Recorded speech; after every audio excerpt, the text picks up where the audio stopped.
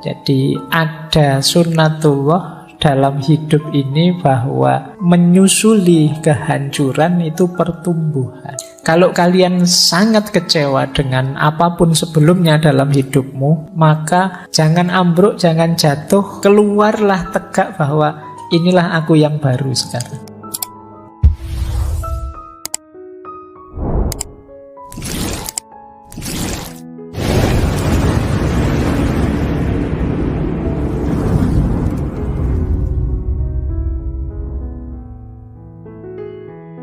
Assalamualaikum warahmatullahi wabarakatuh. Bismillahirrahmanirrahim. Bagaimana sih komentar, pandangan, pendapatnya para sufi tentang patah hati? Jadi kalau didefinisikan secara luas, sebenarnya kita semua pasti pernah patah hati. Dalam pengertian kekecewaan, kegalauan karena keinginan kita tidak terpenuhi. Nah, yang seperti ini bagaimana komentarnya para sufi? Nanti kita jelajahi ya. Mungkin malam hari ini kita bertemu dengan beberapa sufi, dan tidak mungkin semuanya mengingat waktu dan lain-lain. Tapi semoga nanti ada perspektif berbeda. Jadi malam hari ini mari kita bawa sakit hati kita secara vertikal. Kalau bahasa akademis itu kita melakukan spiritualisasi sakit hati. Sejauh mana sakit hati itu kemudian jadi kendaraan kita untuk tambah dekat kepada Allah. Baik, bismillah ya, kita mulai. Semoga sudah siap untuk patah hati. Oke.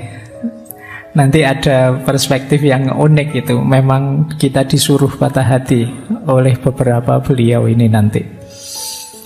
Yang pertama, saya ini tiba-tiba ketemu satu quotes menarik dari beliau. Hazrat Sultan Bahu. Hazrat Sultan Bahu itu mursyid Torekot Sarwari Qadiri. Yang Torekot ini berdiri sekitar abad ke-17. Banyak beredar Torekot ini di India, Pakistan, Bangladesh, dan sekitarnya. Nah, beliau ini produktif sekali. Beliau ini nulis kitab jumlahnya sekitar 140. Bandingkan dengan usia beliau itu panjang usia beliau sekitar 63 tahun. Usianya 63 tahun menulis 140 kitab. Itu kalau dikruskan usianya, itu setahun bisa 2, 3, 4 kitab setiap tahun dari hidup beliau. Itu kalau sejak umur setahun nulis buku ya. Mestinya kan tidak. Ini jadi produktivitas itu sebenarnya tidak juga tergantung dengan waktu. Jadi jangan merasa, wah bulan ini saya sudah melakukan ini kok Pak, berarti sudah produktif. Siapa tahu sebenarnya kamu bisa melakukan banyak hal lain lagi. Baik, nah kata-kata beliau menarik tentang patah hati ini. Nursing one broken heart is equal to the worship of many years. Saya ngambilnya dari yang bahasa Inggris karena kitab-kitab beliau pakai bahasa Urdu dan bahasa Persi. Nah, kata beliau, nursing itu kan merawat, ngopeni. Orang yang patah hati, one broken heart, orang yang kecewa hatinya, orang yang gelisah galau, itu setara dengan ibadah bertahun-tahun. Jadi maka bulan ini kita latihan ngopeni orang-orang yang patah hati. Jadi ayo latihan ya, karena seperti saya bilang di sesi pertama dulu, belakangan ini banyak orang depresi. Bahkan tingkat kematian karena depresi itu tinggi, mengalahkan kematian karena kanker. Jadi ayo ya, kita temani saudara-saudara teman kita yang sedang patah hati. Jangan diketawakan. Kita ketawa karena melihat dari luar. Kalau kita rasakan dari dalam, betapa berat yang mereka rasakan. Kadang-kadang di medsos itu malah dimarah-marahi. Ada orang depresi bahkan sampai mencoba bunuh diri, malah diketawakan, dimarah-marahi. Kita tidak tahu seberat apa beban yang ada di hati mereka. Bahkan kata Hazrat Sultan Bahu ini, kita merawat, menemani mereka yang patah hati itu seperti ibadah bertahun-tahun. Jadi ayo diperbanyak ibadah ya. Antara lain ngancani saudara teman-teman kita yang sedang patah hati. Mereka ini ada di fase-fase harus sering kita temani. Karena kalau sendirian biasanya ya mereka tidak kuasa menaklukkan diri mereka sendiri. Baik, bismillah kita mulai. Jadi pembukaannya ini ya, ini anggap saja berarti malam hari ini kita latihan ibadah. Karena menemani orang patah hati itu setara dengan ibadah.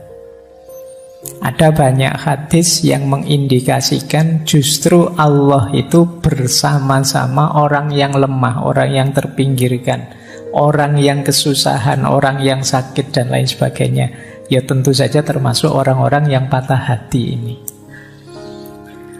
Siapa tahu mereka ini bisa jadi jalan kita untuk tambah dekat kepada Allah, menghadirkan ridhonya Allah, sayangnya Allah pada kita. Lah kalau saya sendiri yang patah hati Pak, gimana? Ya tidak apa-apa, kamu temani jiwamu sendiri kalau tidak ada yang menemani ya. Nanti ada pendapatnya Jalaluddin Rumi menarik tentang itu. Baik, bismillah kita mulai. Saya mulai dari yang ringan-ringan dulu, nanti di belakang agak berat. Saya awali dari Imam Syafi'i. Siapa tahu ini akarnya patah hatimu.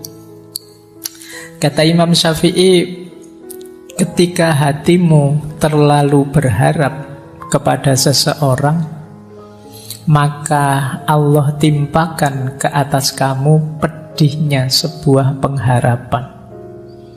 Supaya engkau mengetahui bahwa Allah sangat mencemburui hati yang berharap selain Dia. Maka Allah menghalangimu dari perkara tersebut agar kamu kembali berharap kepadanya. Ini coba kamu pahami maksudnya Imam Syafi'i ya. Orang itu bisa patah hati karena dia kecewa pada orang lain. Kekecewaan ini muncul karena sebelumnya ada harapan pada orang lain itu. Kalau kamu tidak terlalu berharap, ya tidak terlalu kecewa. Semakin besar harapan, semakin besar kekecewaan. Besarnya harapan menunjukkan kemelekatan. Jadi kalau harapanku padamu sangat besar, itu kan berarti aku tidak bisa dipisah darimu. Nah, siapa yang jargonnya kalau sedang berduaan, engkaulah segalanya, engkaulah jenis-jenis gini itu. Harapanmu terlalu besar kepada manusia. Hati-hati. Allah itu di situ pakai diksi cemburu. Di beberapa pendapat orientalis yang agak benci dengan kita, kata-kata cemburu ini dikonotasikan negatif. Padahal cemburunya Allah itu menunjukkan Allah sangat cinta dengan kita. Persis seperti kita, kalau cinta dengan seseorang, terus orang lain kok melekat ke yang lain, itu kan kita cemburu. Bahagialah kalau kita dicemburui oleh Allah. Berarti itu bukti Allah mencintai kita. Buktinya Allah cemburu apa? Dipatahkan hati kita biar tidak terlalu melekat padanya. Nah, kenapa hati kita bisa patah? Ya karena kemarin terlalu melekat. Kamu terlalu berharap padanya, terlalu menginginkannya. Manusiawi, wajar kita memerlukan, membutuhkan orang lain, termasuk membutuhkan pasangan untuk mewujudkan mimpi dan cita-cita kita, tapi jangan terlalu melekat. Kemelekatanmu yang berlebihan, ya setara di situ efek kekecewaan yang juga besar. Nah, ini membawa kemungkinan apa? Kita terus lupa misi utama kita di muka bumi ini. Kita lupa kewajiban utama dalam hidup kita. Akhirnya hanya asyik melayani orang yang sangat kita harapkan itu. Alhamdulillah, oleh Allah ditegur langsung dengan cara dibuat putus. Akhirnya kita bisa lebih free, bisa sadar bahwa ternyata Allah cemburu ini. Alhamdulillah Allah masih cinta. Nah, jadi berarti apa? Ya ini memang peringatan yang pertama dari Imam Syafi'i, mbok yo jangan terlalu melekat. Peringatan kedua, sadarlah Allah itu sangat mencintaimu. Peringatan ketiga, ketika engkau patah hati, segeralah kembali kepada Allah. Nah, ini dari quotes-nya Imam Syafi'i ini, paling tidak kita punya pijakan awal sekarang. Ya jangan sedepresi itu. Kita masih punya Allah yang justru menunggu kita. Allah sangat mencintai kita, mencemburui kita. Kita saja mungkin yang terlalu jual mahal kepada Allah. Nah, ini perspektif pertama dari beliau Imam Syafi'i. Baik, saya lanjutkan ya. Kita mulai masuk ke tokoh-tokoh tasawuf sekarang. Ini Robi'ah. Di beberapa referensi ini salah satu munajatnya Robi'ah ketika dia masih jadi budak. Beliau ini sebenarnya lahir dari keluarga meskipun tidak kaya tapi terhormat, tapi mengalami banyak peristiwa tragis sehingga sampai beliau jadi budak. Dalam ceritanya ada momen ketika beliau pahit sekali, ketika beliau dikejar-kejar, ada seseorang yang ingin mencelakainya, kemudian sampai beliau terjatuh, terluka.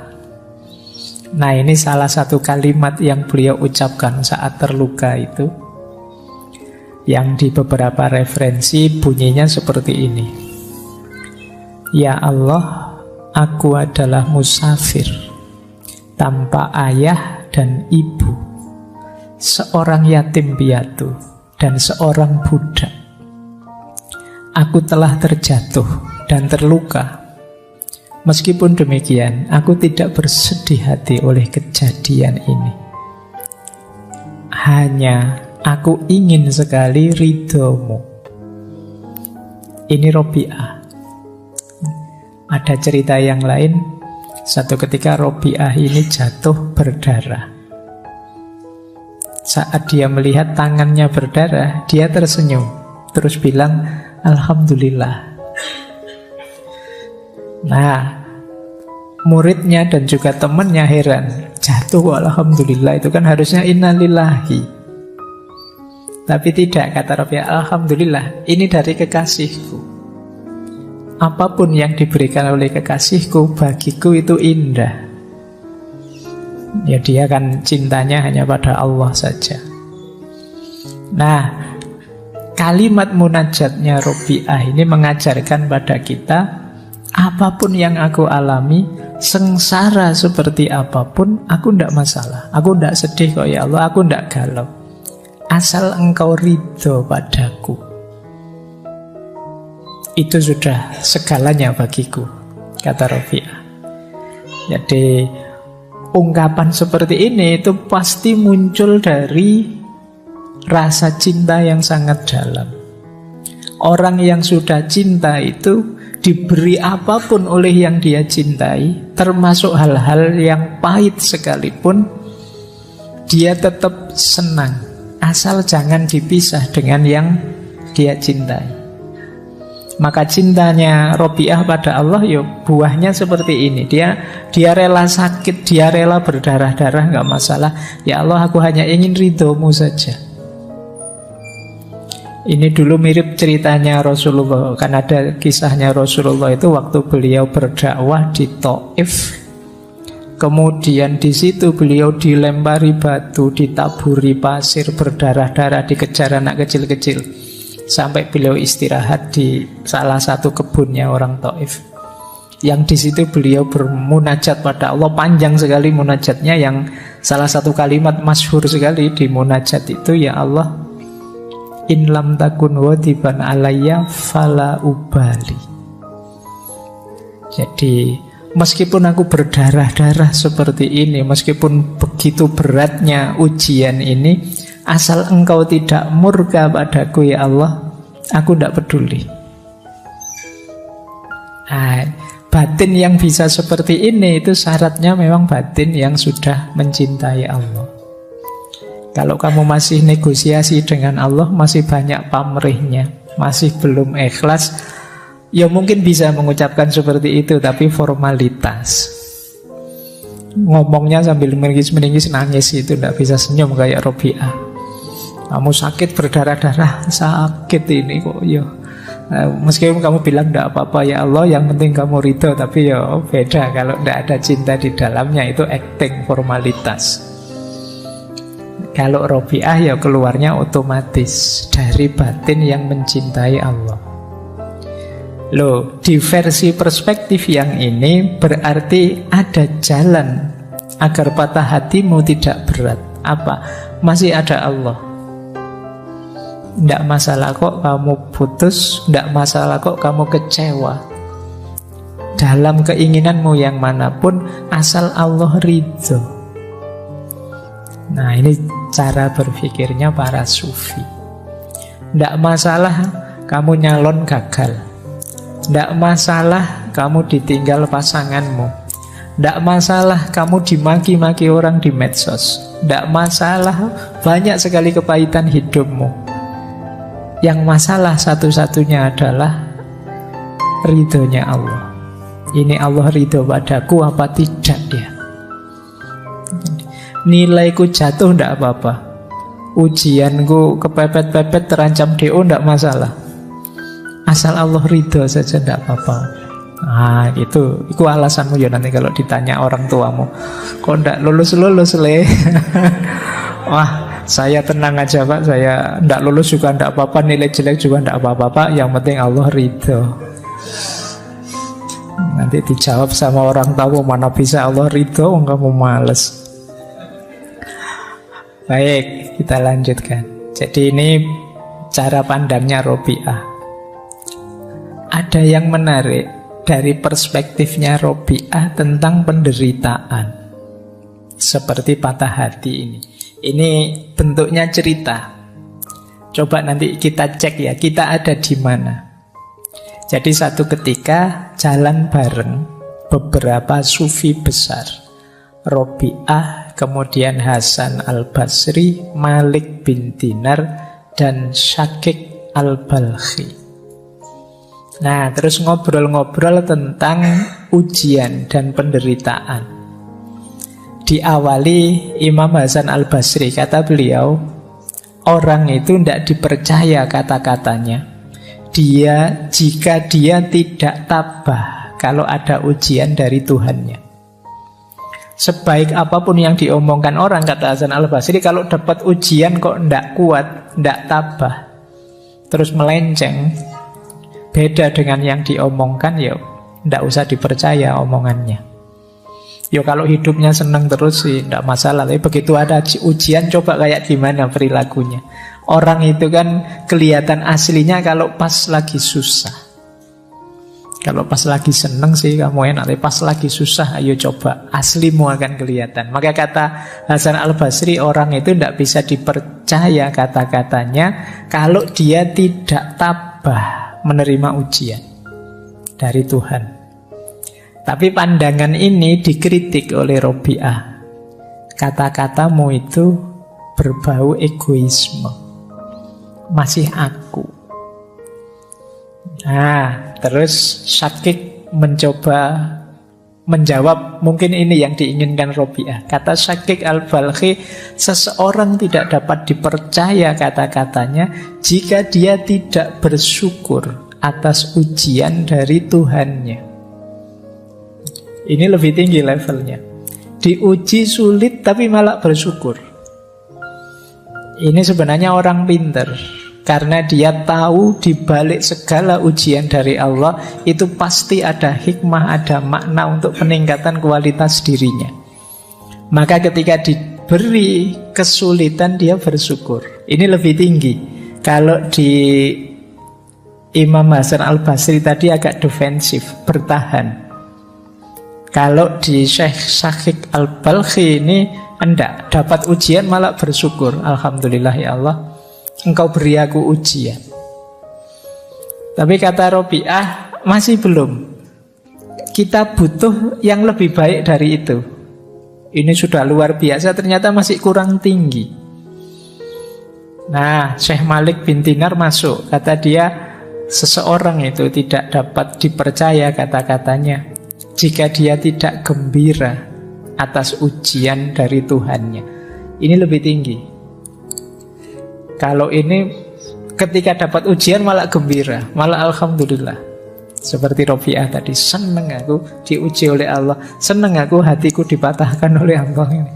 Tapi untuk nyampe sini saja berat. Tapi ini level tinggi memang. Di atas tadi tidak sekedar syukur, dia juga gembira. Itu pun Robi'ah masih belum. Jadi ada yang lebih baik dari itu. Nah, balik mereka bertiga tanya, terus gimana yang baik itu? Kata Robi'ah, seseorang tidak dapat dipercaya kata-katanya jika dia tidak melupakan ujian saat merenungi Tuhannya. Ini cara berpikirnya dibalik oleh Robi'ah. Kita itu kan ketika dapat ujian baru ingat Tuhan. Tapi kalau di Robi'ah dibalik, ketika kita ingat dekat dengan Tuhan, kita siap menerima apapun termasuk ujian. Jadi orang di levelnya Robi'ah ini bahkan sebelum mendapat ujian, dia sudah ikhlas, sudah ridho. Ya Allah, Engkau beri apapun aku siap. Yang paling pahit pun aku siap, asal Engkau tidak meninggalkanku. Ini yang saya bilang tadi, level cinta. Sulit orang seperti ini, karena itu berarti dia tidak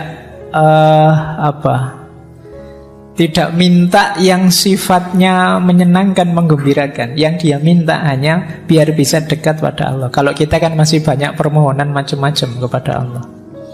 Kalau Robi'ah tidak, dia mintanya Allah saja. Nah, ini coba ya, nanti kalian ada di mana?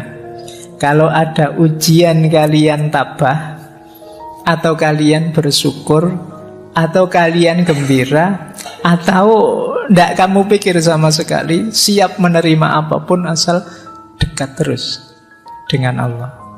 Nah, ini jawabannya tidak bisa hafalan ya. Karena kalau mahasiswa kalau ditanya begitu mesti hafalan. Hafalan itu dia jawab yang paling baik. Kamu tanya yang jujur, dirimu ada di mana? Nanti ayo, kalau memang masih di bawah ya kalau bisa naik kelas. Jadi semula sih saya menarget tabah Pak kalau dapat ujian. Ya siapa tahu bisa naik level, bisa bersyukur, atau bisa gembira, atau sudah saya tidak mikir itu, fokusku Allah saja.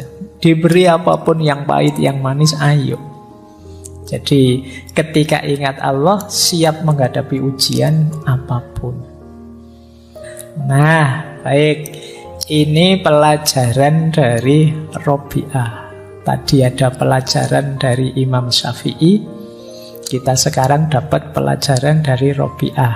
Yang pertama, bagaimana kita hanya mencari ridhonya Allah. Yang kedua, bagaimana kita siap menerima apapun ketetapannya Allah, termasuk yang manis, termasuk yang pahit, asal Allah selalu dekat dengan kita.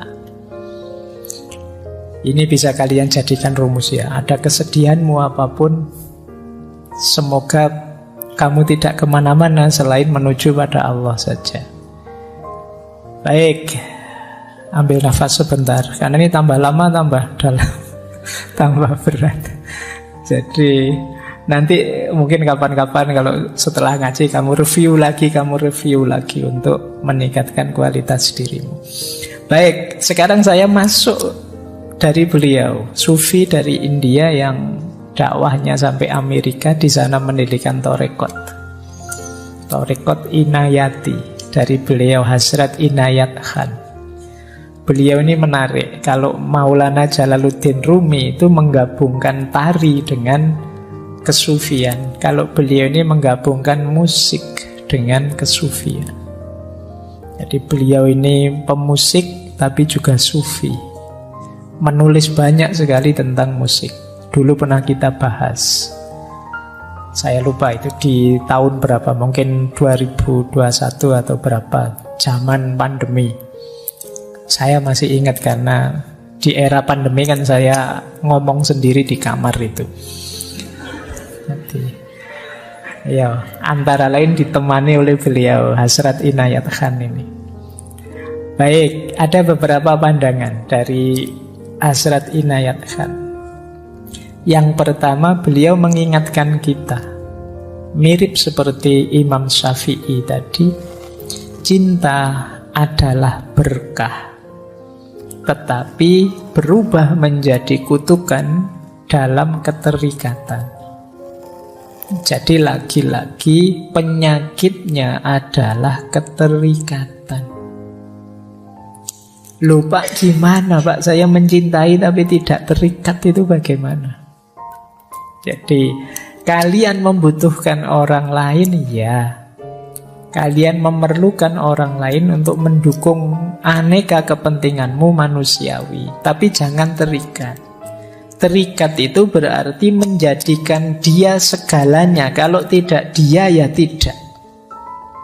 Kalau tidak ada dia, aku tidak mungkin bahagia. Kalau tidak ada dia, aku tidak mungkin jadi orang baik. Kalau tidak ada dia, aku tidak.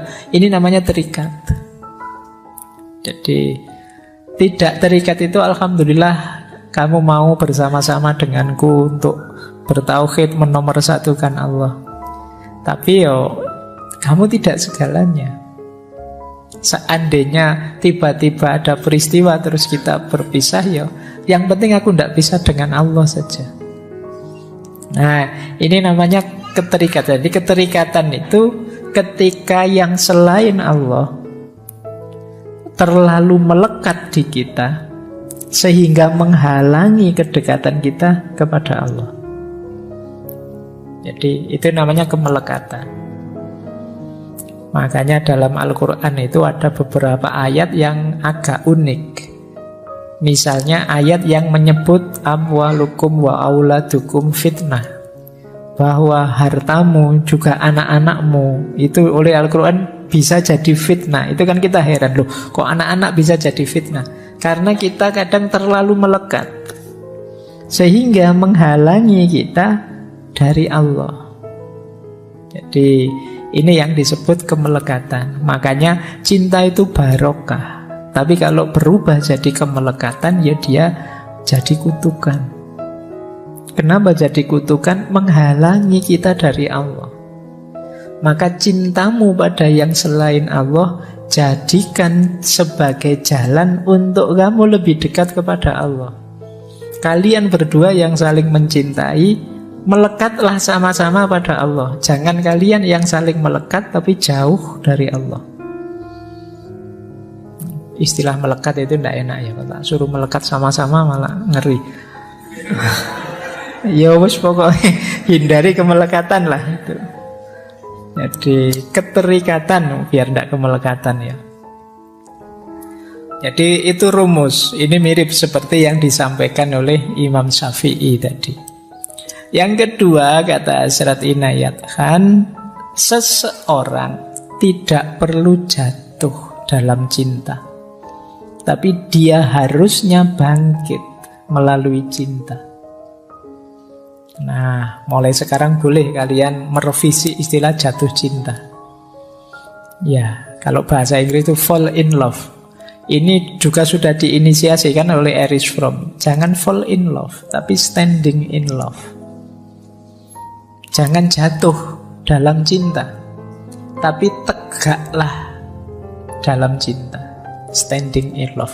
Tegakkan cinta dalam dirimu, bukan kok kamu jatuh karena cinta. Jadilah manusia sejati yang menghidupkan cinta, bukan orang yang kalah dan jatuh karena cinta. Jadi jangan falling in love, tapi standing in love. Nggak tahu bahasa Indonesianya standing in love itu apa ya. Ya wis pokoknya aku siap menegakkan cinta bersamamu. Nah, bukan aku jatuh cinta padamu. Jadi biar sama-sama tegak. Kalau istilahnya Hasrat Inayat Khan, seseorang harus bangkit, muncullah, eksislah melalui cinta. Jadi cinta jangan jadi kuburanmu. Ketika jatuh cinta kamu terus hilang, tidak otentik lagi. Tapi cinta jadi jalanmu untuk eksis, jalanmu untuk hidup, menyayangi dan mencintai. Jadi ini nasihatnya Hasrat Inayat Khan. Jadi kenapa kok orang bisa patah hati? Jangan-jangan kemarin memang mode cintanya mode jatuh cinta. Pasti saja kamu jatuh. Maka ayo standing in love, biar kamu tegak. Jadi bareng-bareng menegakkan diri, eksis. Baik, terus yang ketiga, ini lanjutannya sebenarnya. Dari cangkang patah hati muncul jiwa baru yang lahir. Seandainya dalam cinta kalian mengalami patah hati, tidak masalah. Jadi ada sunnatullah dalam hidup ini bahwa menyusuli kehancuran itu pertumbuhan. Jadi kalau sesuatu itu sudah busuk, hancur, dari situ akan lahir sesuatu yang baru. Maka dari cangkangnya patah hati, lahirlah jadi orang baru. Lahirlah jadi manusia yang baru. Kalau kalian sangat kecewa dengan apapun sebelumnya dalam hidupmu, tidak hanya patah hati ditinggal pacar, kecewa karena apapun, maka jangan ambruk, jangan jatuh, keluarlah tegak bahwa inilah aku yang baru sekarang. Misalnya kok sangat apes, terpaksa kamu kuliah kok di DO. Begitu kamu di DO, keluar dari kampusmu sambil bilang, inilah aku yang baru, yang lahir. Jadi keruntuhanmu adalah sumber kelahiranmu kembali. Jadi kamu tidak depresi. Ditinggal pasanganmu juga begitu. Begitu ditinggal, ya sudah, sekarang aku sendiri, berarti inilah aku yang sekarang baru, yang tidak kayak kemarin, yang tiap hari stres karena ngeladeni kamu. Sekarang aku bebas.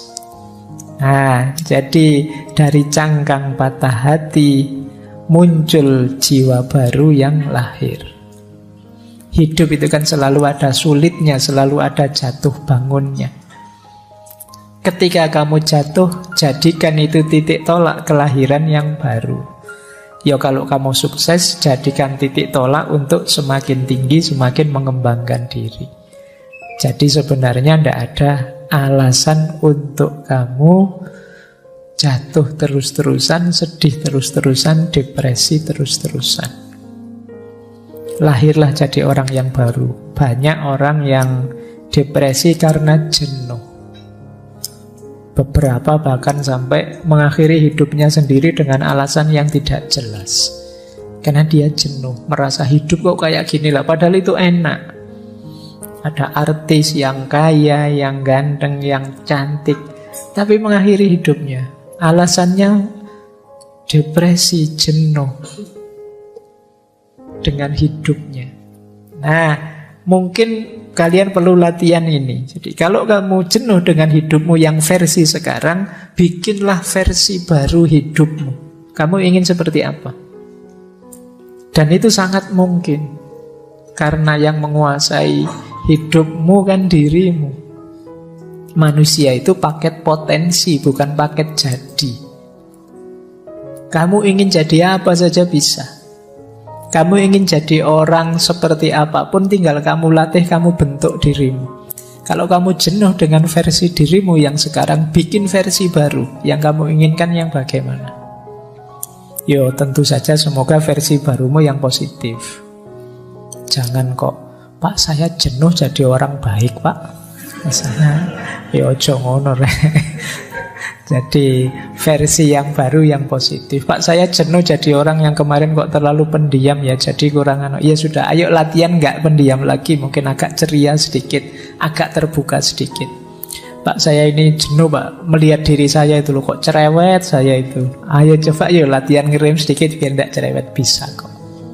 Jadi engkau adalah seperti apa engkau bentuk hidupmu. Jadi jangan merasa dirimu itu harga mati. Pak saya itu memang orangnya pemarah Pak. Enggak kok, kamu bisa enggak pemarah. Tinggal kamu latihan saja. Bikin versi dirimu yang versi kalem. Nah, kalau selama ini pemarah, ya besok ke kampus bilang ke teman-teman, ini versi baru ini versi kalem ini. Nah, itu. Jadi biar temenmu bisa bantu, bisa dukung dikit-dikit lah, ini versi kalem ini. Nanti biar kamu kok tiba-tiba marah, temenmu ngingetin, katanya versi kalem. Oh iya, balik lagi. Nah mungkin lama-lama jadi kalem beneran. Baik, jadi ini nasihat dari Hazrat Inayat Khan. Jadi dari cangkang patah hati lahirkan jiwa yang baru.